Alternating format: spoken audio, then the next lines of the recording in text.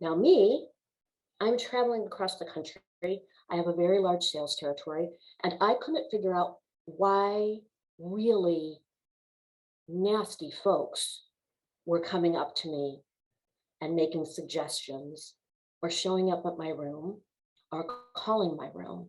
And I spent a great deal of time yelling at hotel front lobby desks for dare you give out my number? How dare you give out where my room is?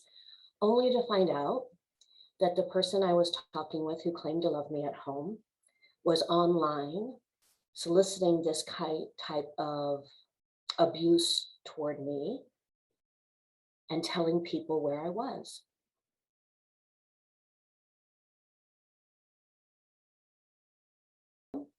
And at that point, I had been in an 8-year relationship and I was about 4 weeks away from my planned and paid for wedding when I discovered the very secret life that the person who looked me in the eye and claimed to love me was issuing against me.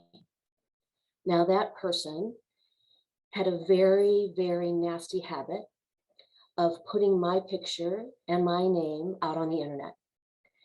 He told where I worked, he told where we lived. And each of these email correspondence that he had with strangers on the internet started out with, "My girlfriend has no idea I'm doing this to her."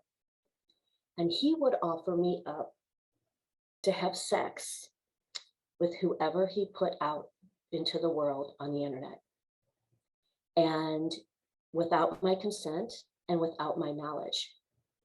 He belonged to a group that discussed how to be able to drug your partner and watch while she was raped.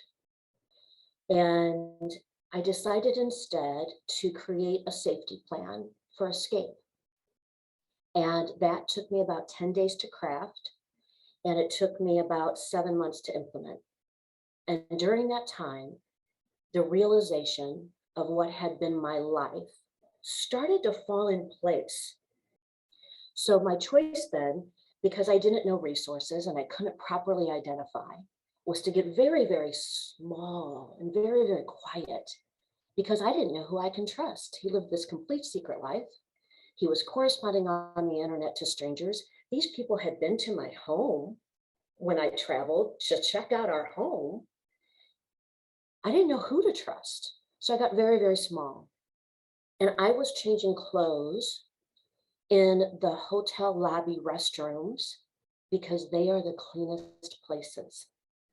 If I wasn't traveling and I was living out of my car and I had to work, I'd go to a hotel that was near and a local hotel in Kansas City, and I would change clothes or put on my makeup, re-put on my makeup because during the course of the day, I would have to go to my car and I'd cry between calling on customers and I'd reapply my makeup in those hotel lobby restrooms because they're the cleanest all the time, making that money for my company.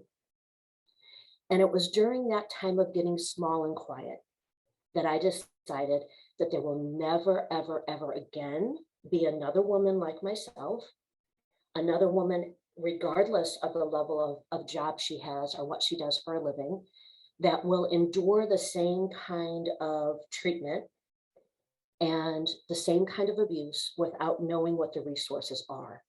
Because statistically, folks, they're in your life. And the most beautiful, amazing, compelling people who achieve great things, you would never know what they've lived through and what emotional and physical and psychological bruises they hide from home when they show up in the world every day.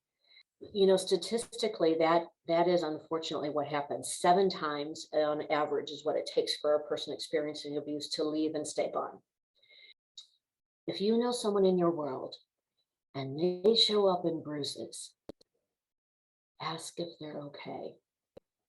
And that seems simple. And that seems, well, of course, there is yet a survivor I've talked to who's shown up with bruises that someone asked if they were okay or if they needed help. Because again, it's much easier for people to deflect. It's much easier for folks to say, well, she's so smart, she would never tolerate that kind of behavior. Or he's so intelligent. I mean, surely he's not, he's not experiencing any kind of abuse.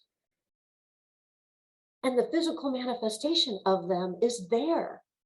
So there are ways, because what you need to remember that if you distance yourself completely, cut off yourself completely from someone who's been navigating abuse, the abuser wins. Their sole purpose is to be so egregious in their behavior that the person and the prey, because it is, I mean, it's as if you are hunted.